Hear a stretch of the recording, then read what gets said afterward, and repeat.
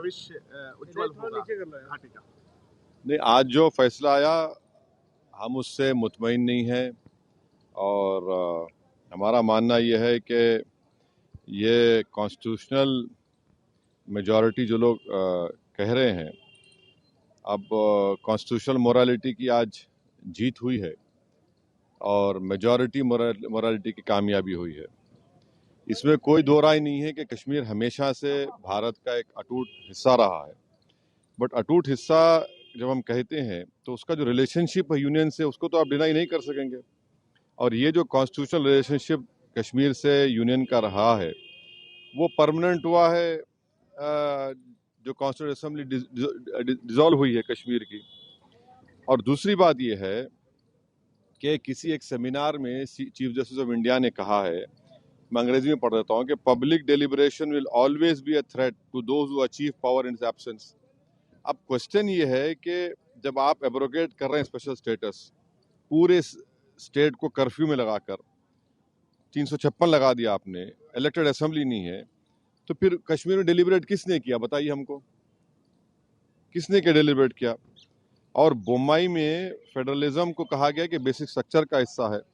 Federalism के माने ये है कि स्टेट की एक आवाज़ है, उसका एरिया ऑफ कॉम्पिटेंस है, उसको कंप्लीट फ्रीडम ऑपरेट करने का। अब पार्लियामेंट कैसा बोलेगा असेंबली के लिए?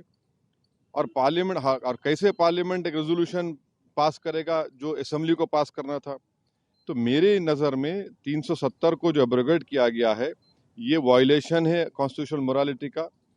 और जो एब्रोगेशन, बाइफर्केशन और डाउनग्रेडिंग हुआ है एक स्टेट के यूनियन टेरिटरी का, ये तो बहुत बड़ा धोखा हुआ है जो हमने कश्मीर के अवाम को वादा किया था। मैं पहले भी कहा हूँ, आज भी कह रहा हूँ कि अब ये तो लेजिटिमाइज हो चुका है कोर्ट से, तो कल बीजेपी को कोई नहीं रोक सकेगा चेन्नई, कोलकाता, हैदराबाद और मुंबई को यूटी बनाने के लिए। और इसका सबसे बड़ा नुकसान जो होगा आप देख लेना फ्यूचर में, डोगरास को होगा और लद्दाख के बुद्धिस्ट को होगा। वहां पर डेमोग्राफिक चेंज होगा। अभी से आप देख रहे हैं कि जम्मू में जितने राइस मिलें थी वो डोगरा के लोग हाथ से निकल गई।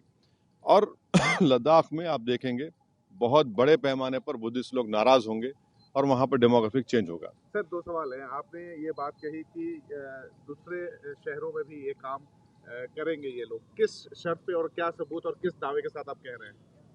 देखिए, आज आपने एक स्टेट को 3 यूटी बना दिए, वहां की असेंबली भी नहीं है, वहां 356 है, पार्लियामेंट उनके लिए बोल रहा है, असेंबली नहीं बोल रही है। आपने यूटी बना दिया उन लोगों को 3 को। अब आज का जो ऑर्डर आया है सुप्रीम कोर्ट ने, सीजीआई और सुप्रीम कोर्ट ने कहा है कि द अर्लीस्ट आप रेस्टोर करिए। अर्लीस्ट का मतलब क्या है? जैसा कि सुप्रीम कोर्ट ने कहा कि 30 सितंबर की तारीख दी कि चुनाव करा दीजिए, अब अर्लीस्ट का मतलब क्या है? और लद्दाख के यूटी को उन्होंने अपहेल्ड किया है। अब वो लद्दाख में क्या पावर्स है बताइए? पहले तो भी काउंसिल में कुछ पावर से, अब तो एलजी डिसाइड करता है बजट उनका। तो ये आप कल किसी को भी करेंगे, आपको जरूरत ही नहीं है 356 लगाने की। आप कहेंगे कि भाई चलो ये लॉ एंड ऑर्डर मसला है और इन चारों को यूटी बना दो, तो खतरा है वो, उस खतरे से कोई इनकार नहीं कर सकता। जल्द चुनाव होना चाहिए डेमोक्रेटिक।